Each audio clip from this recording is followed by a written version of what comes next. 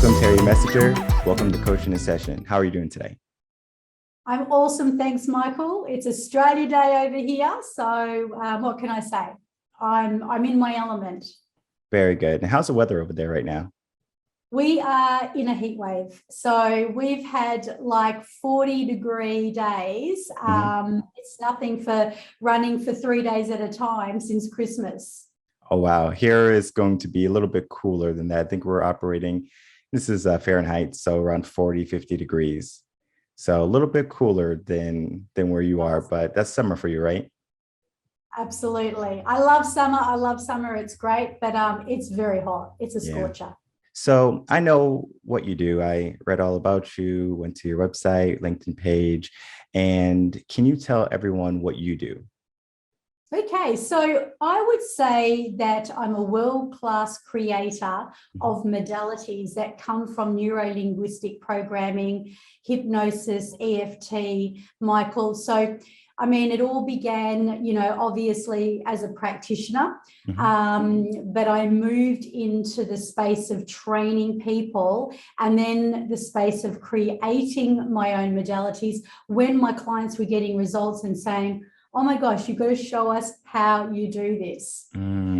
Okay, so do you primarily work with coaches or do you have clients who come and say, hey, I have this problem, can you help me? Well, I don't know how much you know about like hypnosis, but generally speaking, if people know you're a hypnotherapist, they go, oh, she's going to put us to sleep and I'm going to go in this weird trance and then I'm going to act like a chicken, right? Yeah. Well, that couldn't be further from the truth. I sort of did a very, how would you put it, credible space of hypnosis where Milton Erickson is the school of thought that I come from. And it's more waking hypnosis, right? So, as far as the clients that I would attract, because it's so renowned for breaking bad habits, squashing limiting beliefs, helping people to move forward. I was dealing with a lot of trauma, a lot of addiction. This is where it all began. So I was finding that, behind bricks and mortar, I would have all kinds of different people coming along. But when I hit the online space, which was only in 2017, that's when I realized, oh, hang on a minute, I need to choose a niche, right? And that's when I had to really do a bit of an observation. And what I noticed is that people were, like a natural affinity that they were quite highly ambitious. I mean, whether they were a musician or whether they were a personal trainer or a teacher, psychologist, counselors, they had traits that were very ambitious, very much leading people. And they also had something else in common, and that is that they led a life of trauma, especially from their childhood. So a lot of the breaking of, the culture, things that go on, a lot of the things that happen with, even just the way they're brought up, what they believe, and the stories they learnt and what they tell themselves. So predominantly what I saw is people like myself, very ambitious, very passionate, very much wanting to be someone in the world. And as you probably know yourself, Michael, when someone really wants to make a stand for something in the world and they are really good at what they do, it generally comes from, this authentic experience that they've had in their own life. Wow, that's so much information and so powerful. And kudos to you for doing such an amazing type of work with people and helping them get over their limiting beliefs or traumas, who they were, who they developed when they were younger. And one of the questions I want to ask you is, do people come to you with traumas more so than they just want to have a change in their life? Like, have they had experienced some type of trauma and they say, Terri, I'm having this trauma, it just happened to me and I want to get over it? Do you find that you have more clients like that than you have clients who say, you know what, I want to change my life a little bit, everything's pretty good, and I'm just looking for a little bit of change, not too much? Do you see yourself helping clients with more traumas than people who are already healed and good to go? Originally, that was very, very, very much the case. You know, people were destitute. I would have people that were in extremely high roles, like they were, you know, state managers and things like that. And then they suddenly had something that triggered them into this deep depression. And it did always it stemmed from the trauma, right? So that was very much what I was, I guess, known for, and, you know, what the modalities were really breaking through and making a massive difference. What I'm finding these days, Michael, and you would understand this, is that in the online space, people are going, well, something is holding them back. They're not breaking through in their finance, or they're not making headway in what they want. And what we're doing is we are discovering that it all comes back from there. So even though many people now will come to me as coaches, as leaders, as teachers, and they want to learn the modalities, they want to learn how, you know, because I've actually founded the Master Key, and I don't know whether you looked at that on my website. I'm not too familiar with it. Yeah, can I just quickly go through that? Of course, please. Yeah, okay. So the Master Key system was something that I guess designed after I moved through clinic, after we sold, and then I came online and got a very rude awakening about the fact that it's so different. It's people think, oh, this is going to be a walk in the park. I think if they've never done anything much before, they might find that. But when you are in a space where I was, and, you know, very, very much referred and had a huge following, it was a shock to come online and recognize you've got to go whoosh, and you've got to kind of like really, you know, double down on your niche until you become like Gary Vee, of course, or Anthony Robbins, or someone quite profound like that, you know. So the Master Key was where I had to look at, well, what's happening here? It's like what they talk about with the conscious competency. You know, there's things that we know, and there's things that we don't know that we don't know, and there's things that we don't even know that exist that we ought to know, but we don't even know that they exist to know what that is. If that makes sense, it's a bit of a strange irony, but I sort of had to look at my conscious competency and go, okay, now what's going on here? So the number one was Master Key was health. People's health was always impacted in one way or the other if they weren't living a really fulfilled life. And what I call a fulfilled life is when you are really tapped in, tuned in, turned on by your God-given calling. Like, I, you know, heard some of your story, which is so exciting, and I can see big things happening here.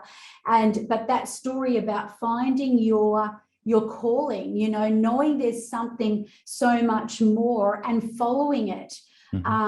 So I discovered that people, when they were living according to their God-given gift, if you like, or tapping into their zone of genius, they came to life. Even if they weren't, you know, operating in exactly the field of their dreams, that will eventually happen, because when a person is not functioning on all four cylinders, everything suffers. So if we talk about it in the negative, the health, whether that is mental, emotional, physical, or spiritual. So Master Key number one is really bringing up that multi-million-dollar energy and that really good health. And, you know, there's so much that the brain and the nervous system knows about healing at a cellular level. So to me, that's just so powerful. Two is the next thing, right? Relationships. You'll understand this is why it was so hard for me to niche down. So the relationships of usually people would come because they were being impacted. They weren't getting enough clients. they kept running patterns where their relationships, they would attract the same partner, or it was showing up in their life. But life is about relationships anyway, right? Mm-hmm. So Master Key 2 is about breaking the past wounds of what has been indoctrinated, if you like, and really healing that so that you can hold a different presence, so you can hold a different manifestation and call that in. Master Key 3, interestingly enough, is about your wealth. It's your financial blueprint. And, you know, this comes right back deep into the cultural belief systems. And it really is around a person's self-worth. You know, what they are telling themselves, what their parents fed to them. So that's a really big key. And when people can identify that, so, you know, it becomes a very vital key, no pun intended. So that is the 3. The 4th one is the zone of genius. And I think I've kind of alluded a lot on that. And that's about tapping into it. And just incidentally, that correlates back to the zone of genius of, you know, who I call in. Generally, people's story, and this is my motto, right, become their crown of glory. So they almost, it's like the very thing that wounded them, and that they had that moment where they said, right, I am not doing this anymore. They draw a line in the sand and they say, no more, right? No deal. And in that moment, when they break through, when they're in the right space to be able to, you know, be able to come into their own, that's where the zone of genius comes from. And then the why and all those elements. So sorry, I went on about that one a bit. And number 5, which I won't go on about because it's a whole different story, is for the league, where there's a lot of coaches out there and they're really battling to do all of the things, but especially the real magical ones, the ones that are really good at what they do. They don't want to be doing all the technology. They don't want to do all the marketing. They don't want to do all of the, so that key number 5, launch your legacy. Yeah. So we have health, then we go into relationships, then we go into monetary types / self-worth. Then we have the crown of genius, and then we have launching the legacy are going to be the 5 master keys, correct? That's amazing. Yes. So now we have all of those, and if we can, just talking about the mindset, when you put all of those together, how powerful will a person become if they can master all those 5 keys? How powerful will a person become if they can master all those 5 keys? Woo! Okay, so one might be going, yeah, that's just that. Does that answer your question? Yeah, I mean, high energy, let's get it done. It just, wow, wow, wow, wow, wow, wow. I mean, you can only say, look, you know, back in the olden days when I first began in clinic, and people might have just been having a nice little humble job behind the scenes and living a nice little average, comfortable, miserable life. You know, once they were seeing me, and I didn't plan this. I wasn't saying, oh, I've got 5 master keys. This is what my observation was, right? So this is more built on case studies. And so I would look at them, and then they'd come in to see me, and it would be about the 3rd session. And if I had a penny for every single person that said this, maybe $1 these days, but you're never going to believe this, Terri. Never going to believe this, because they're about to tell me something profound, but it's something that they think that I have no idea about. And usually it's based on a decision. And it's usually a massive one. In some cases, I almost give a disclaimer. Some people walk away from relationships because they've been in a battlefield for so long, and all of a sudden they've got up, and they never even told me about it sometimes. So it's like they found their voice. They found their mojo. And then everything began. And then because everything began, it's like they move this great big fog in their head. Now, did I go, right, we're going to deal with Master Key 1. Now we're going to do with 10. No, that's not the scientific formula. The actual science, that what I've discovered that really is the big deciphering factor is to usually, if a person's doing it hard, right? If there's something that's really stuck and blocked and holding them back, they're either personally developed and doing quite well, but there's things that they're like this. Do you know what I mean? They're not flying. Or if they're absolutely down and out and they know they can function so much better, then we will pinpoint, and they don't necessarily know which one it is. In fact, so many people will come to me because they thought they wanted to shred their excess baggage, their kilos. They wanted to, get their body into shape, right? Because personal trainers are huge that I've actually worked with. But what we found out is that way back when they were molested, something happened to them in their childhood where they developed this comfort. And I'm not saying that's not the same for everyone. Everyone's got a different, reason for their habit, their sabotage, and what they do. But when you really get to the root cause of what you're dealing with, it's not necessarily what your client tells you, right? What they tell you is usually more of a symptom. It's more they're putting up with this, and this. But when you're really good at what you do, which I'll own what I do here, right? I've been around in this for a very, very long time, not as long as Anthony Robbins, but long enough that I would take them right back, and you pull that initial plug out that happened to them. It doesn't necessarily have to be a major crisis trauma either. Just in that child's mind, it may have been. But you pull it out, it's like a sink. It's like the water draining out of the sink, right? And then it has a domino effect, and then they can begin the recoding process. Mm-hmm. No, that's a beautiful way to put it. How I typically just see it is I look for the answer behind all your fluff, right? Because you're telling me everything, what's going on. And you might be dancing around the real reason of why you're procrastinating or why you're remaining complacent. And as soon as I say, well, this is the reason, and they're like, oh, yeah, you're right.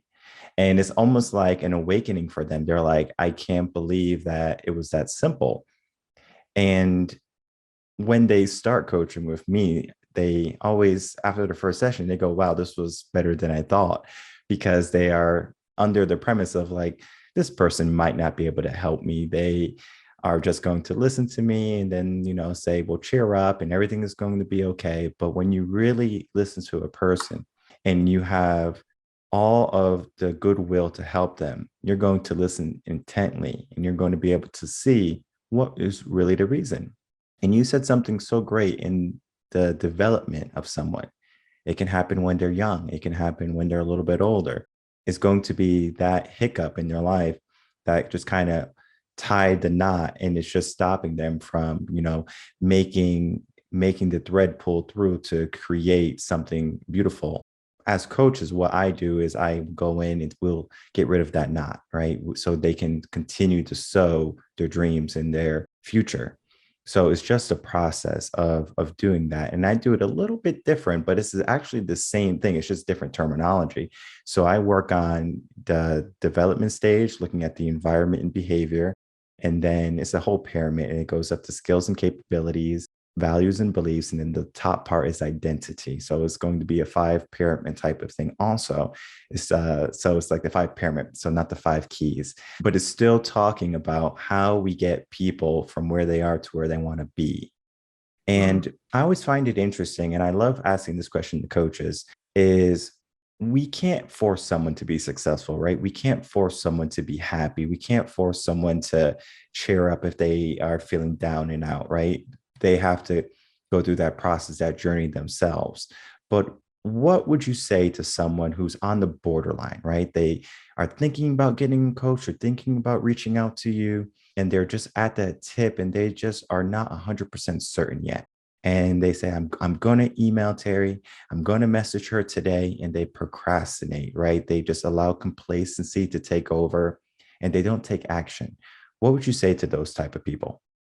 Well, it depends on, if they've done their homework, Mhm. they know what they want. I believe that it's going to come down to a lot of trust and a lot of faith.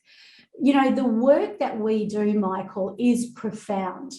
And when you get the right person that can work with you and that can help you, you'll never look back, because it'll be like, people say it's like living a whole life in one session. You can do so much. So you could balk, you can procrastinate, you can hold yourself back because there's a lot of, negative experiences out there. Come on, let's face it, right? People are paying for all sorts of different, elements, and they're feeling like they can't go any further. Mhm. Well, I say that when you listen to your gut, right? Listen to your gut. And if you're wanting to make the change, get someone who knows what they're doing with the subconscious mind.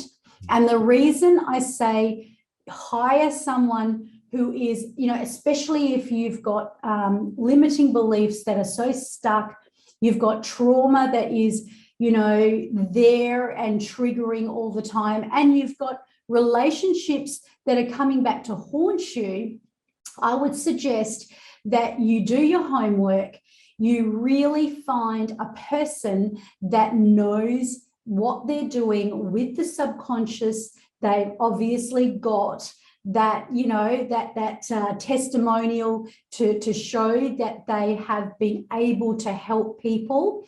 And of course, when you get that competent person, you will never, ever look back. Someone like Michael, someone who knows what they're doing. You don't have to dance around. I mean, a lot of people like to talk, and you would know that, as I'm doing right now, Michael. And, so many people like to tell you what their story is. But I've actually said to people, can you humor me here? Trust yourself, because if you get lost in your story, you're just playing the same old record.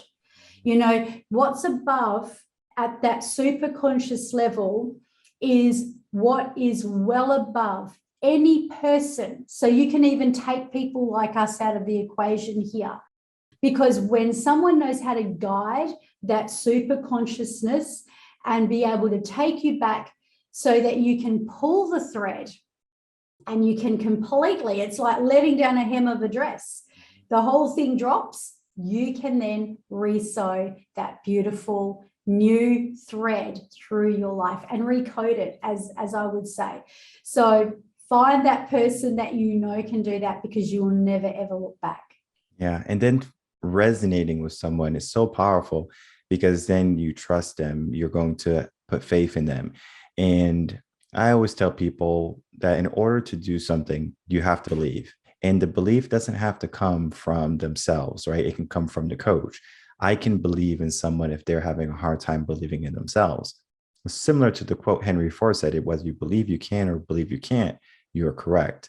But what I have found is that clients will come to me and they will have a big dream, grandiose dream, and it's huge, scary, right? And are always asking me, like, do you think this is a good thing? Do you think this is something I can attain? And I said, yeah, it's very possible.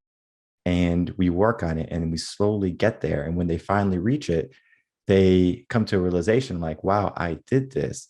But in the beginning, I didn't believe in myself.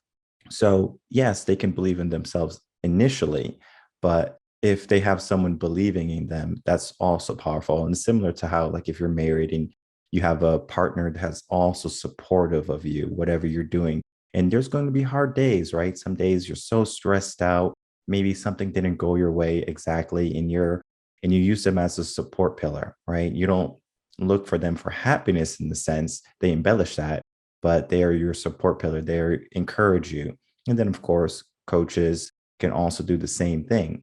And to find someone that you resonate with, someone who speaks your language per se, when you speak with them, everything feels like, yeah, that makes perfect sense. That feels good to me. It's not like, oh, I got to listen to this person again. And not everyone is going to like what I do, how I teach. And that's fine because I know there's so many other wonderful coaches out there. And Terry, again, you're a wonderful coach, and I encourage anyone to reach out to her and to see if she is a wonderful fit, if you resonate with her. What I have found is even the greats like Anthony Robbins, there's going to be people who go to his live events and they say it wasn't for me, but it doesn't mean he's a bad coach. It's just that the resonation was off. But then they can go to someone like Zig Ziglar and they say he was exactly what I needed, and or Mel Robbins. It's another one. There's so many coaches, so many people who are out there who are helping people get to a better place. So there's so many coaches, and what I do with coaching in session is bring like-minded coaches on so people can find them, because it's going to be difficult to find a coach if you just typically go to Google or any search engine, because you're going to get the top people. You're going to get like your Tony Robbins, your Zig Ziglar, your Les Browns, and there's nothing wrong with those people. I will say that they're amazing people. They have so much to teach. But again, those are three people, right? So if they're taking up the top space in your search engine, they might not be the people who are going to help you get out of that rut.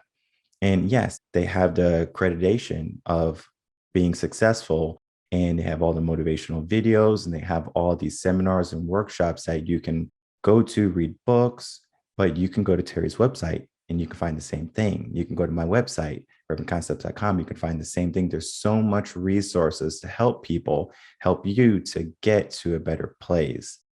And what I want to ask you next, Terry, is what does the process look like for someone who starts working with you? For me, we typically start how they're feeling, right? Just tell me how you're feeling and we go from there. What does your process look like?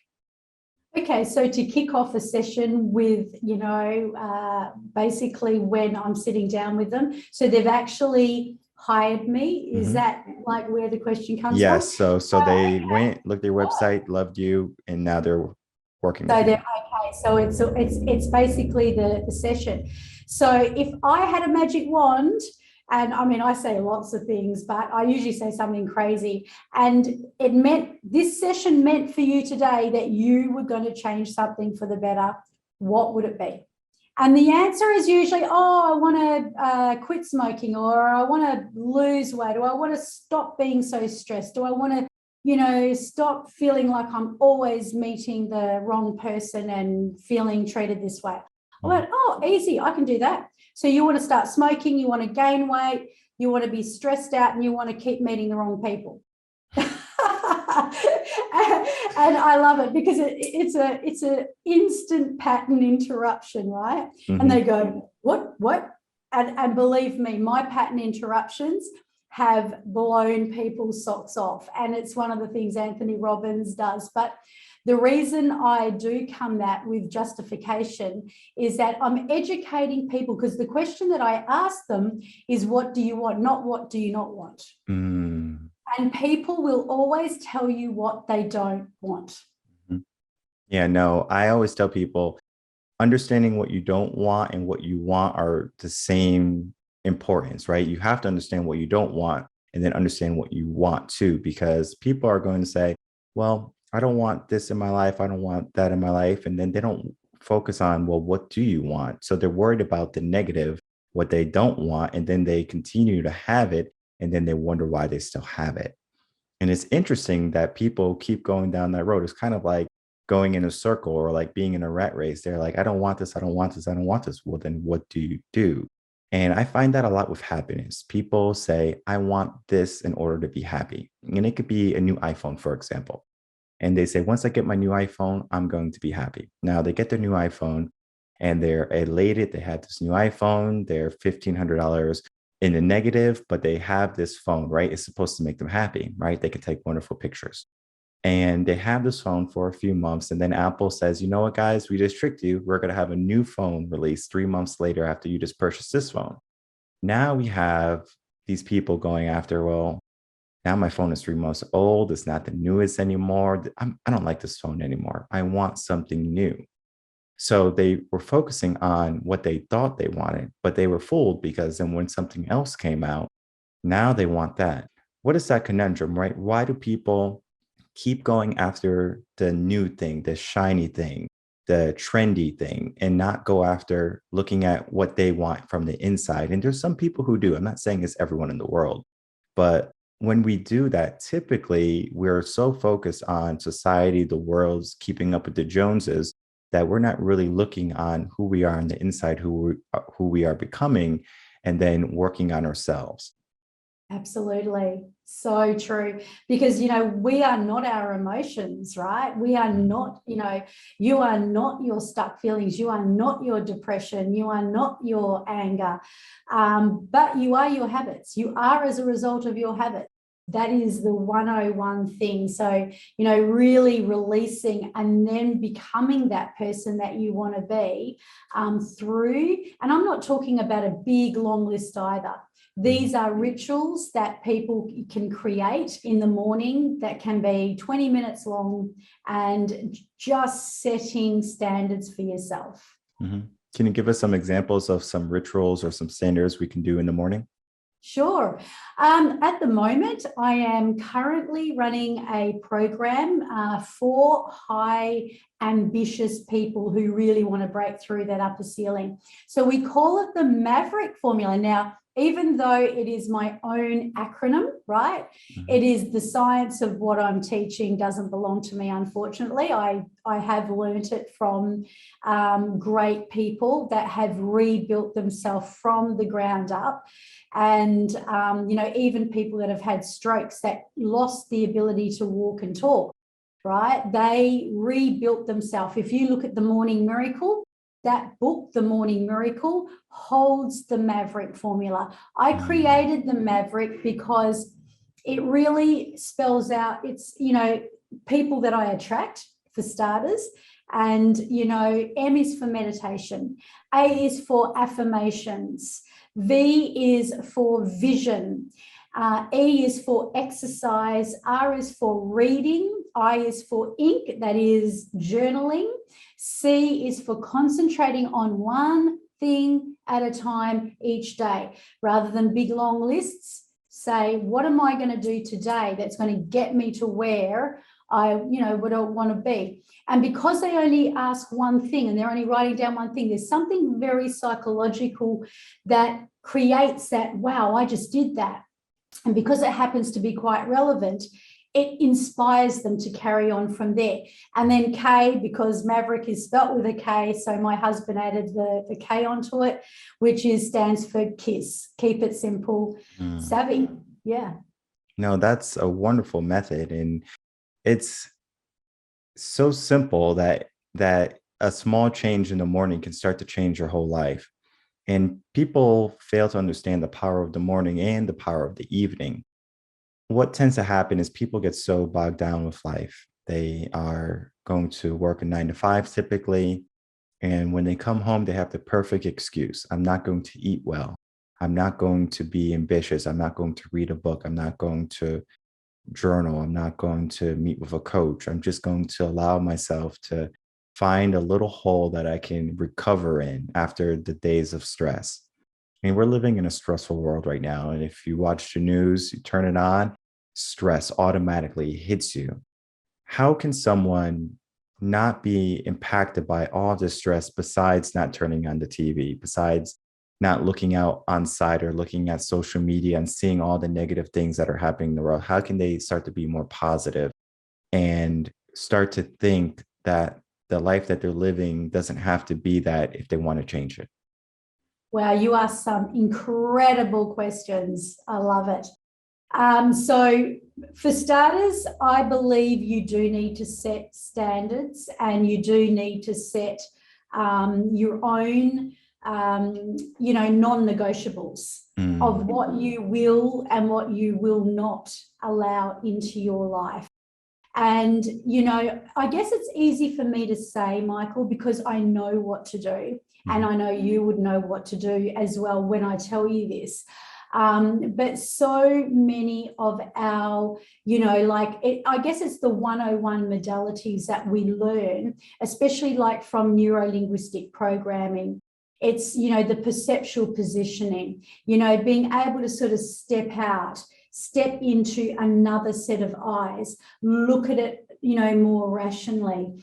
The creation of association, dissociation, knowing when, really the best life, the best success, the best, of what you can possibly achieve is going to be held in your presence, right? Mhm. It's going to be existing from your omnipotent presence. And the more present you are, the greater it is. But what about if you're not feeling great? What happens if, like what you just said, you're stressed out, you're worried about what's going on in the world? Apart from having your own standards and having these kind of, values that you set for yourself, I would, this is what I do. I learn to actually come back to my own self, to the heart and soul of who I am. And if I'm not feeling good, there's usually a couple of things happening. Number one, I'm either thinking about the future and, oh my gosh, what's going to happen here? And I'm not living back here in this space of now. Or I'm back over here, I'm in the past and I'm nursing and rehearsing something. So I think the awareness, right? The awareness of being able to even know that, where am I living? Is this the future? Is this the past? That in itself is powerful. So by actually just bringing your awareness back to yourself, because obviously I'm talking to people as if they're not, a qualified coach that will know how powerful and the modalities that we can do to actually combat this. But that would probably be some of the kind of elements that I would definitely recommend.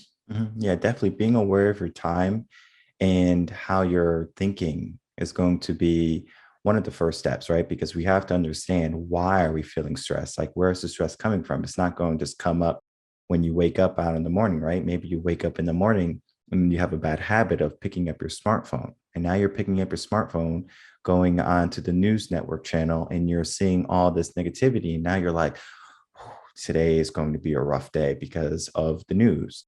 Just that simple thing. If we took away the news, then we can say, well, how do we really feel? Are you at 50%? Are you at 100%?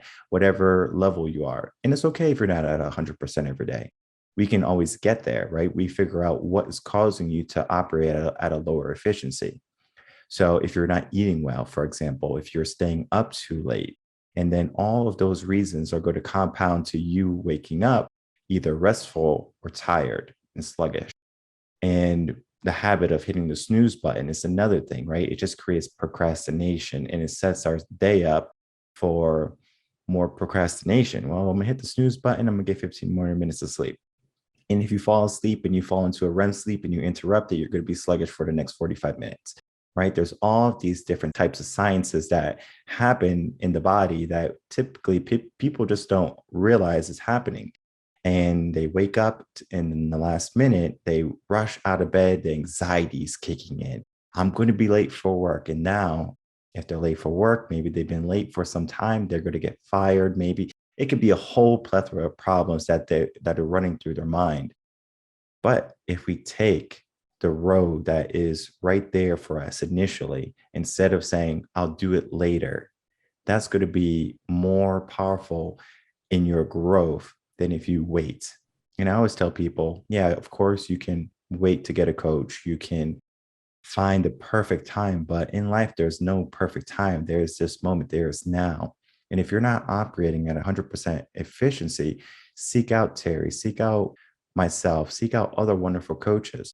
And I always tell people to find someone, again, that you're going to resonate with, someone you're going to be able to learn from and grow from and trust. Because when you have that, then you're going to feel like that stress level that you had is going down because you have someone that you can trust, someone you can confide in. And that is another important thing, that you have someone that you can speak with openly. They're not going to be judgmental. They're going to hear you out, listen to you, and offer sound advice. And it's not in the sense of being malicious either, because if I have a client, I'm going to tell them what's going to be in their best interest. And I'm not going to say, well, you're being lazy because you are eating terribly. No, let's say, well, let's figure out your eating habits. And the Mm. way we do it is a gentle approach in the sense of, let's do this together. Because when you have someone pushing you in the sense of not not forcefully, but together, let's go together. You gently take their hand and you say, let's go to a better future. Let's go to a better life. Let's make you a better person. That's so powerful for that individual that's working with a coach, therapist. They're going to say, yes, let's go. And I'm going to be more inclined to becoming a better person. And, just from speaking with you, wonderful, wonderful coach. And it seems like your clients are in wonderful hands. Let's tell people where they can find you. Okay, so terrymessenger.com, Mhm. and excuse me that it's my husband, Dr. Rearden Messenger, you see there. Terri, spelt with an I-T-R-R-I, so terrymessenger.com. And you can also look me up on Facebook, Terri Messenger Transformation Queen. Okay. And a final leaving response you would like to tell people. Okay, so I believe, and this came from something you just said, actually. So just on the spot, off the cuff, I would say, when you're looking at managing those days when you're feeling stressed or you're feeling like you just don't want to go on, like Michael has said, how you start the day can have a snowball effect. But when you stop and you become aware, and what I picked up in what you were just saying before, it's like if people get stuck in traffic, and they're very frustrated about they've got to get somewhere on time, there ain't no amount of stress that can change it, right? Mhm. There Yeah. is no amount of anything that you may be feeling against, your empowered feeling. So if you're feeling frustrated, if you're feeling angry, if you're feeling any of those things, just stop Mhm. and become aware. And as you become aware, don't try and run away from it or try and cover it up. Like Anthony Robbins says, if you got weeds in the garden, no point saying I've got beautiful bowling green lawns. There ain't no weeds. You got to face up to those weeds, Yeah. but embrace it and embody it and accept it. Because being in traffic is a classic of that, right? You can be doing this while you're in traffic, but this is going to set yourself up for an energetic big fall. So when you go, oh, what could this mean? What could it mean right now that I am here, I'm stuck in this position, I feel the way that I do? What else could it mean? And it might be that you need to talk to God. It may be that you are having a quiet time, and that if you had have been ahead and on time, something else was going to happen. And this was actually a blessing in disguise. So I say, really embody where you are and be aware of it, accept it, and then learn from it and release and let it go. Yeah. Finding peace, finding mindfulness, finding who you are at this moment is going to be essential for relieving that stress in that moment. It comes up and it shows its face. And before it seeks its fangs inside of you, you just say, no, not right now.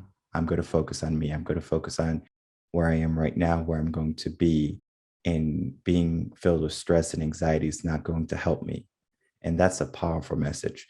And if anyone is willing to get out of their habits and want to reach for more in their life, because complacency is going to be one of those things that many people don't even realize that they're in until they realize that they don't have much. And they say, wow, I don't have much and I'm not happy with what I have. So they want to make a change. And it could be a trauma that sparks it. It can be just a self realization that you're meant for more in your life. But whatever happens, whatever occurs, there's going to be someone like Terri who can help you along to find where you need to be. And if you feel stuck, if you feel like you don't have a way out, I guarantee you there's a way out. Head over to terrimessenger.com. It doesn't matter the coach you go for, but find someone who's going to work with your personality. And I can tell you, just from speaking with Terri in this short podcast, a wonderful person, a wonderful coach, anyone will be happy. Anyone is going to be satisfied with her in the corner. Thank you so much. Thank you so much for coming on Coaching in Session. And we will, of course, be in touch. I loved what you talked about, and I would love to have you back on another time. Thank you so much, Michael. It's been an absolute pleasure. All right, cheers.